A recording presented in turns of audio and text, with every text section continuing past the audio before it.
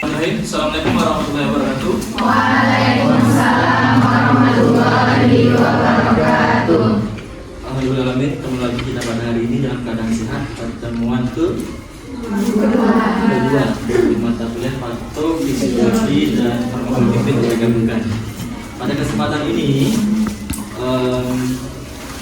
kita melanjutkan pertemuan sebelumnya, yang mana kita sudah membahas terkait pendahuluan dari patofisiologi. Baik, sedikit kita review pertemuan pada hari ini. Sebelum kita review, mungkin untuk melancarkan perkuliahan kita hari ini, Bapak minta mungkin satu pimpin doa dalam hati saja. Bapak minta ke Hafiz. Silakan Hafiz, pimpin doa kita pada hari ini. Ya, kita berdoa.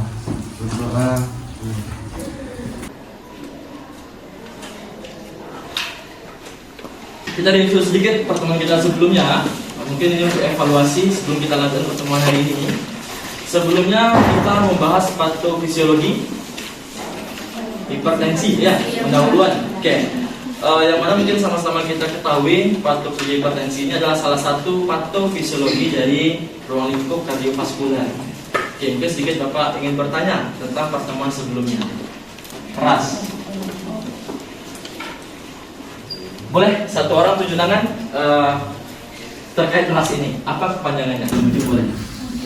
Ya, sebutkan namanya. Nama saya Riana Madani dengan NIM 2348201160. Kepanjangan dari RAS adalah renin, angiotensin, aldosteron, dan Sistem.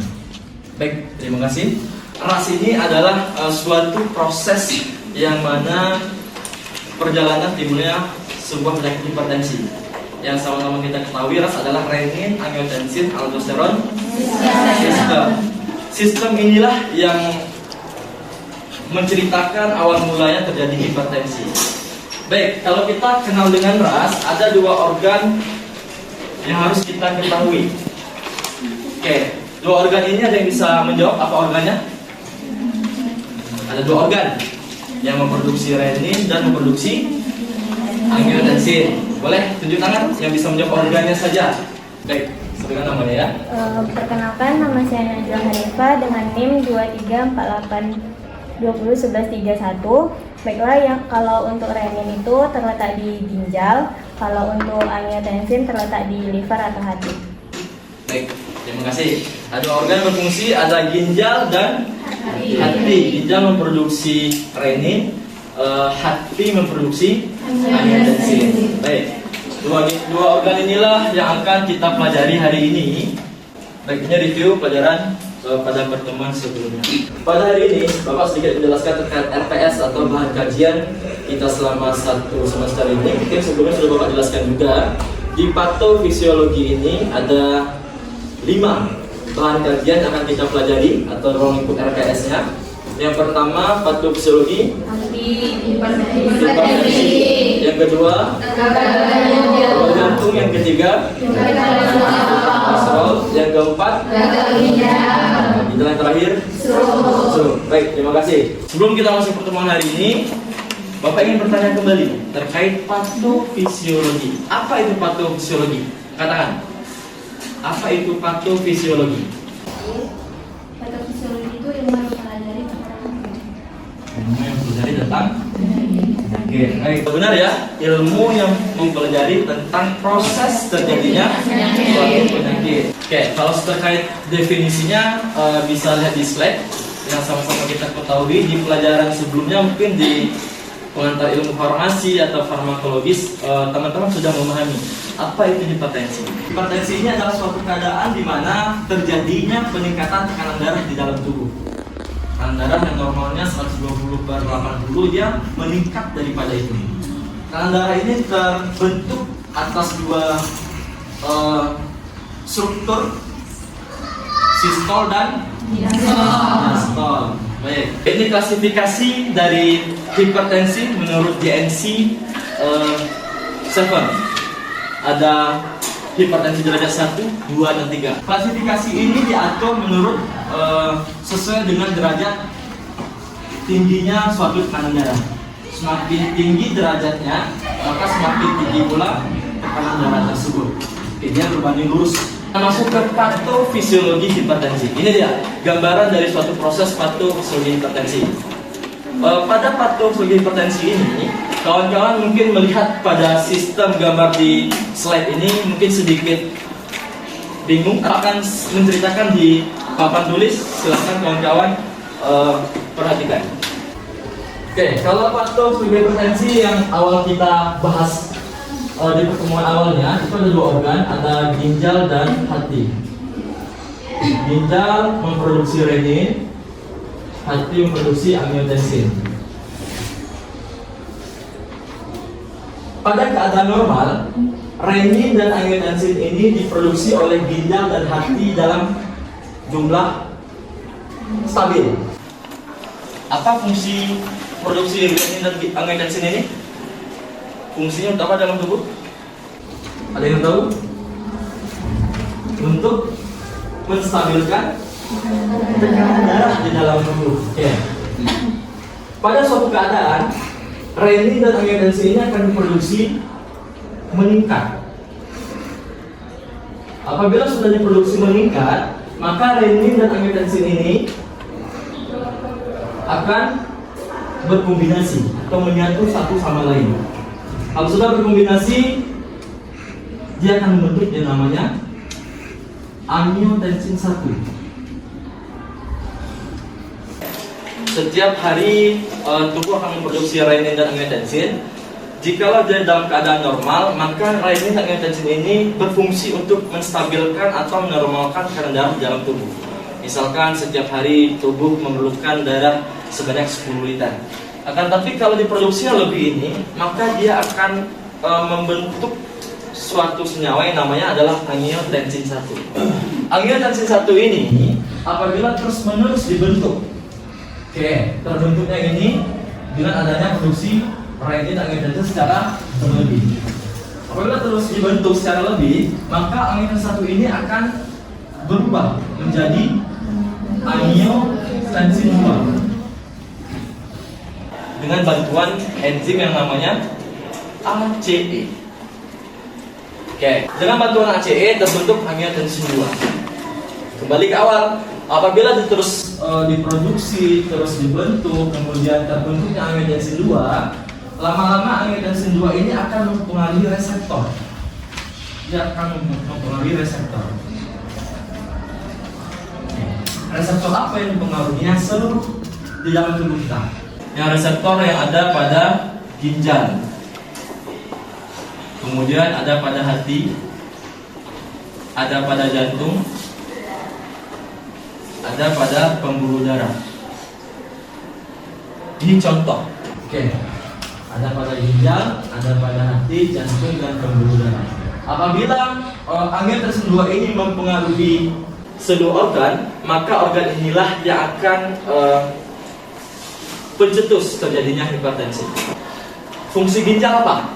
Yang bisa jawab angkat tangan. Fungsi dari ginjal. Ginjal dikenal dengan filtrasi. Fungsinya adalah menyaring zat-zat sisa yang ada dalam tubuh. Setelah disaring baru di proses akhir diekskresi, dikeluarkan. Pada kondisi tertentu, ginjal ini akan bekerja sangat maksimal. Yang mana memang misalnya ginjal bisa menyaring dalam 1 jam 1 liter.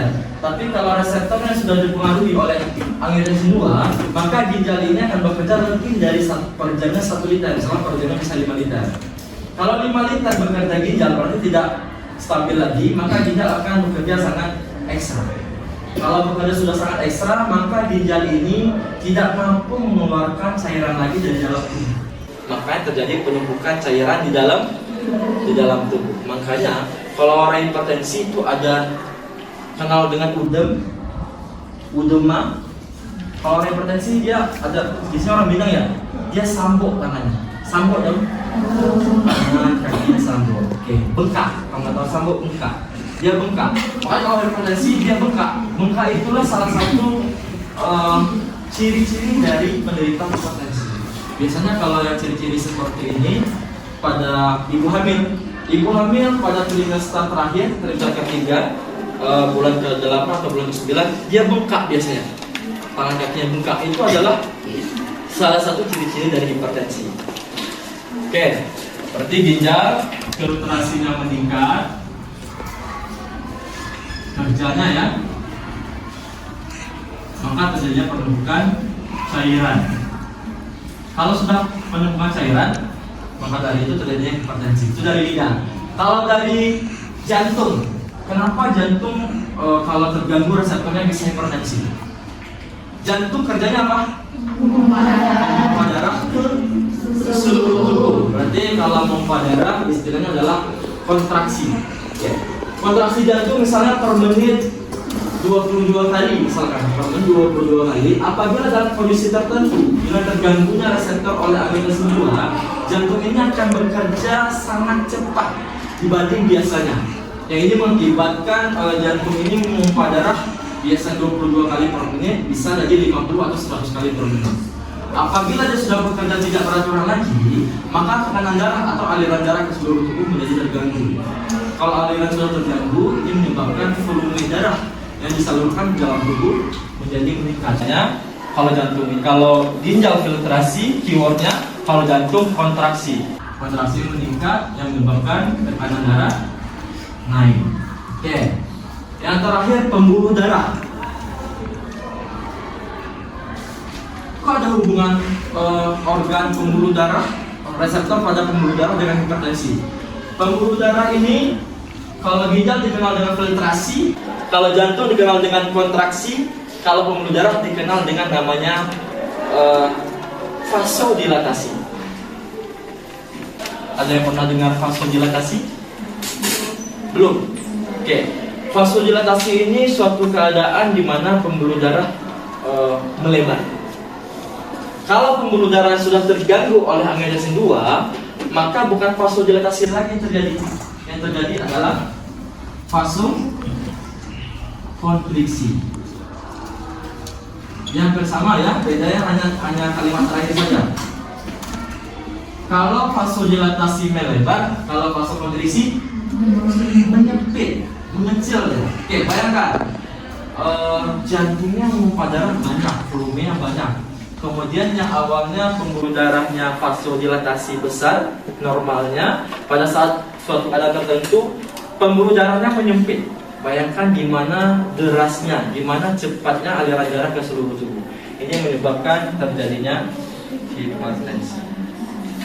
Secara garis besar, secara umum ya, inilah terjadi dari proses terjadinya dari hipertensi. Oke, sampai di sini ada pertanyaan? Ada yang bingung kira-kira gimana? Oke, kalau tidak mungkin Bapak sedikit melihat apakah kawan-kawan sudah memahami atau belum. Bapak ingin bertanya. Bapak ingin bertanya ke, boleh yang di sebelah laki-laki. Ya, Vanessa, Pak. Olivia, Vanessa, NIM 2348201108. Oke. Vanessa, pada proses terjadinya hipertensi ini organ apa yang berperan? Organ yang berperan, Kak? Ya. Organ hati, Ya. ginjal. Bukan, yang berperan awalnya. Oh, berperan awal. Oh, organ hati dan ginjal, Pak. Hati dan ginjal. Baik, terima kasih. Ya, satu lagi Pak ingin bertanya ke sebelah ibu kacamata di depan. Ya.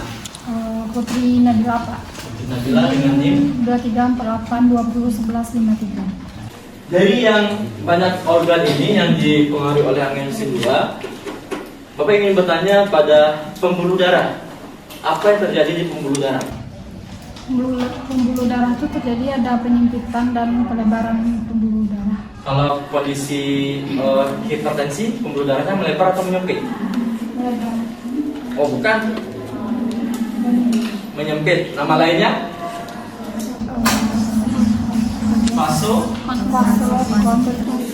Vasokonstriksi. Baik. Harapan dari Bapak, Bapak memahami ini.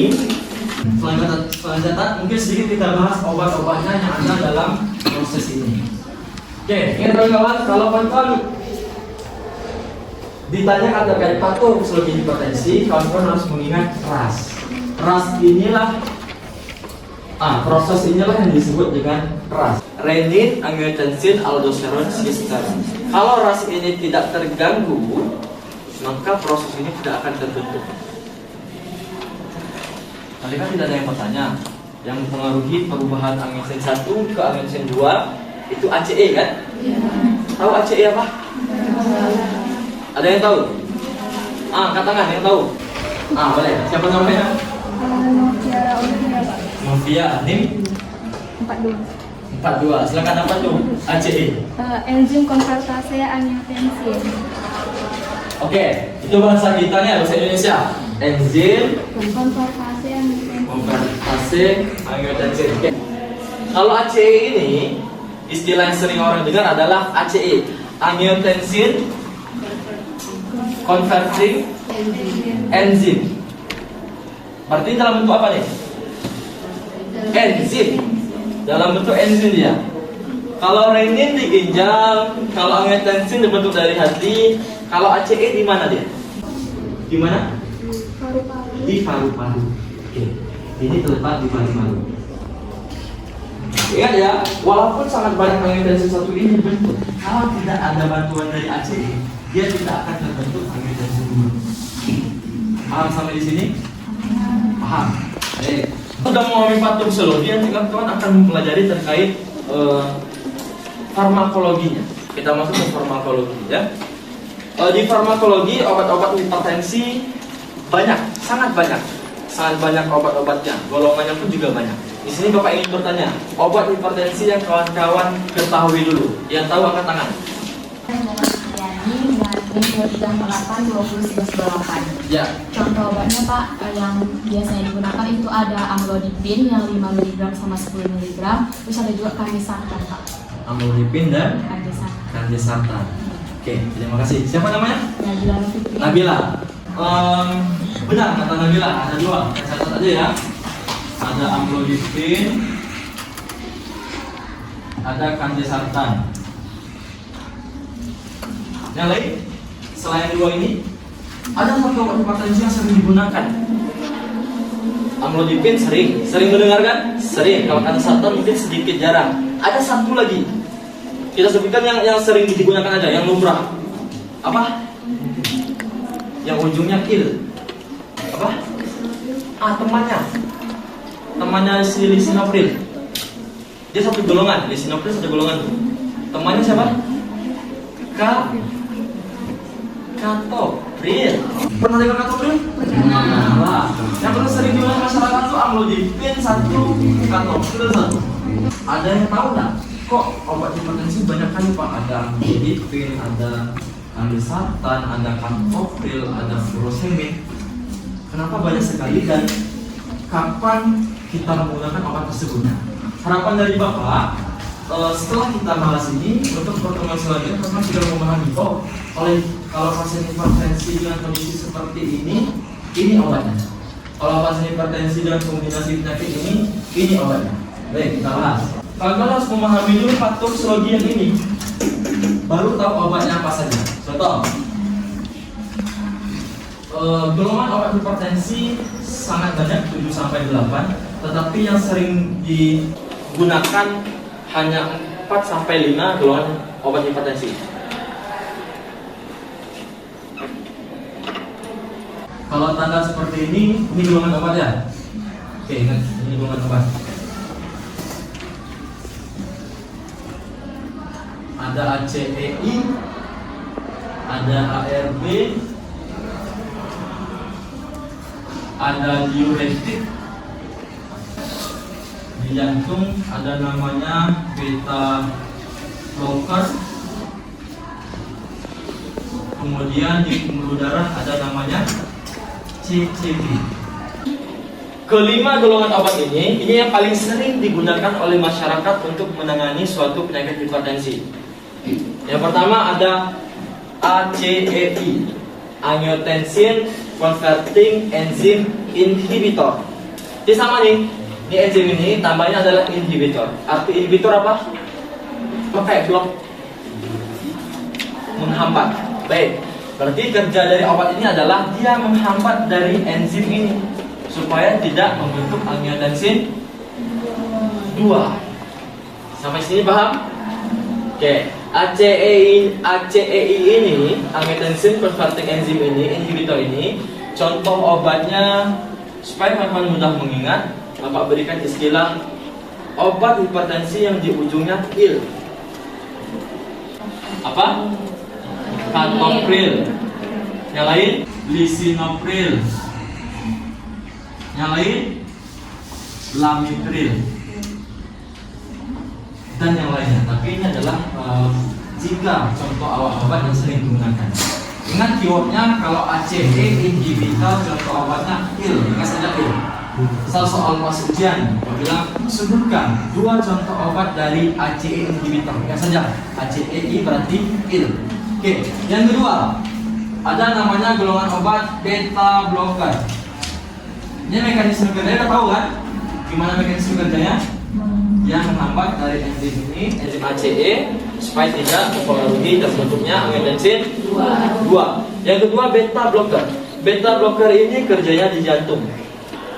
Oke, namanya saja beta blocker. Berarti dia menghambat sel beta di jantung. Oke. Suatu keadaan hipertensi, jantung akan berkontraksi cepat. Berarti apa kerja beta blocker ini? Supaya jantung tidak berkontraksi cepat, sehingga dia menurunkan kerja dari jantung. Oke, itu mekanisme kerjanya. Bapak ulangi, beta blocker ini dia menghambat jantung untuk berkontraksi cepat, sehingga jantung berkontraksi pada keadaan stabil atau normal. Kalau ACE inhibitor istilahnya il, ya. Kalau beta blocker istilahnya ol. Mudah kan belajar farmakologi ini? Kan saja il, ol, an, un. Oke, ol. Apa contohnya? Bisoprol, ol. Terus propanolol. Pernah dengar ini kan? Nah, yang ketiga atenolol. Ketiga obat ini dia mempengaruhi si jantung. Dia sel beta ini banyak.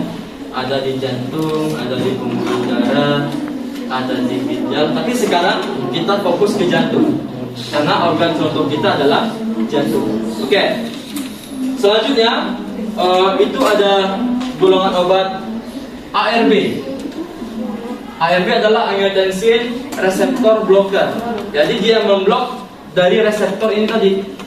Karena kalau terbentuk angiotensin 2, reseptor ini akan mempengaruhi organ kan? Jadi dia memblok. ARB ini contoh obatnya adalah yang ujungnya an. Ada yang tahu? Kardesatan, terus valsatan tuh. Farhan masuk enggak? Enggak. Losartan. 3 obat. Kita lanjut. Selanjutnya ada CCB, calcium channel blocker. CCB calcium channel blocker. Kerjanya adalah dia menghambat dari channel kalsium, atau kalau susah channel, pintu lah, pintu masuk atau pintu keluar dari kalsium. Karena sini organnya kita membahas pembuluh darah, berarti kanal kalsium di pembuluh darah. Oke, kalau banyak kalsium di dalam darah, dalam pembuluh darah, ini menyebabkan tekanan darah menjadi tinggi. Contoh, kalau orang hipertensi nih, biasanya dilarang mengkonsumsi apa? Garam. NaCl sama kalsium natrium itu hampir sama. Sehingga kalau kalsiumnya dihambat, harapannya adalah tekanan darahnya tidak menjadi over. Contoh dari CCB ini ujungnya adalah in.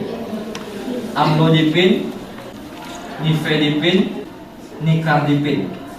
Ada 4 ACE inhibitor, kemudian angiotensin receptor blocker ARB, ada calcium channel blocker, ada satu lagi beta blocker. Yang terakhir, yang paling sering digunakan adalah diuretik.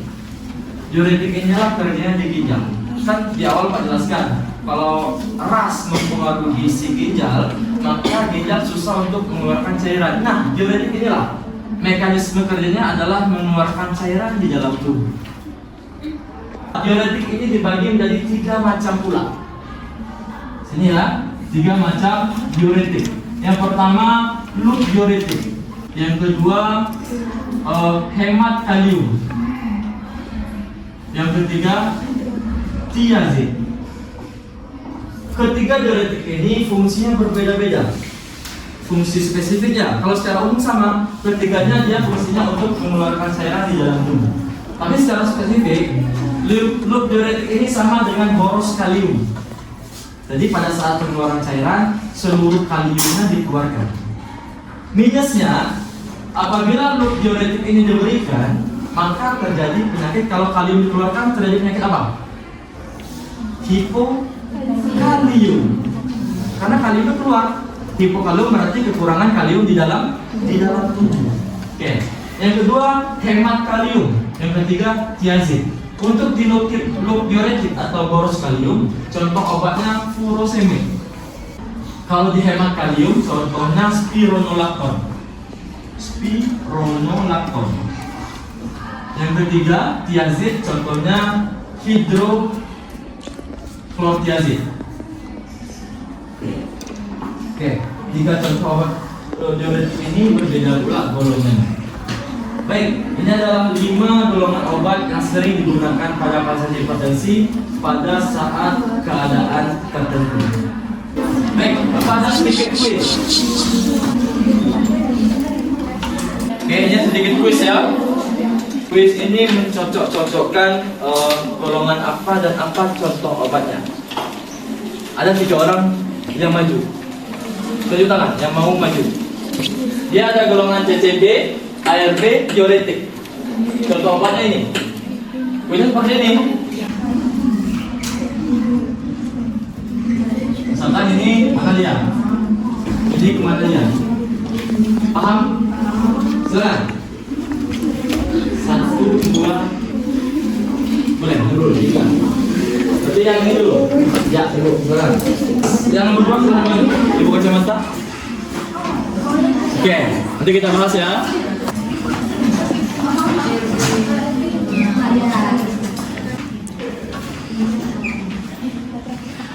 Baik, terima kasih. Selamat duduk kembali. Panggilan Azura. Oke, kata Azura yang diuretik ya. Diuretik contoh obatnya hidroklortiazid. Benar atau salah? Benar. Hidroklortiazid ini golongan tiazid. Oke, benar. Kemudian sebelahnya siapa? Nabila. Nabila tadi yang ARB. ARB apa ini?